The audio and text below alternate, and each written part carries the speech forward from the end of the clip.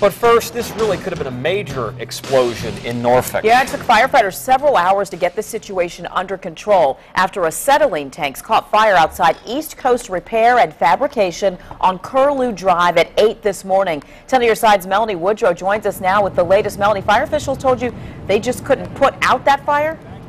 No, they couldn't. They needed to let the pressure in the acetylene tanks get down to a level that would be safe for them to begin fighting those flames.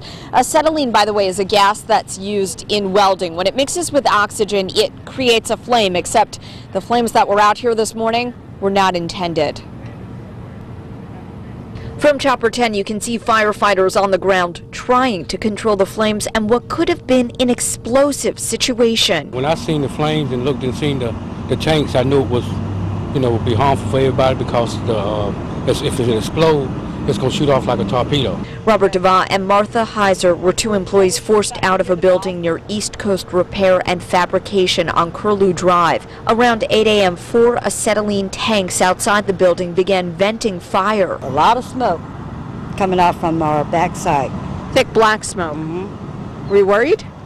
Oh, no, not really. It was just fascinating to see something going on first thing in the morning. First responders evacuated each business and home within a half-mile radius, fearing the worst.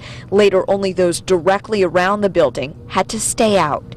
We don't want the tanks to explode. We would much rather have them vent. Once it was safe, Chief Harry Worley said firefighters turned off the valves on 4 other nearby tanks and began flame control. Owner George Rivera said everyone was safe. How long have you been the owner of this business? Since 2004. Anything like this ever happened before? No.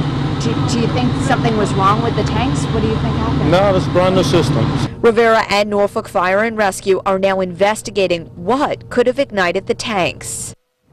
And so far, they have not determined the cause, but fire investigators are telling me they do not believe that there's any suspicious activity that occurred out here this morning. Coming up tonight, new at 6, hear from one of the employees who told me that he attempted to put out this fire before firefighters arrived. Reporting live in Norfolk, Melanie Woodrow, 10 on your side.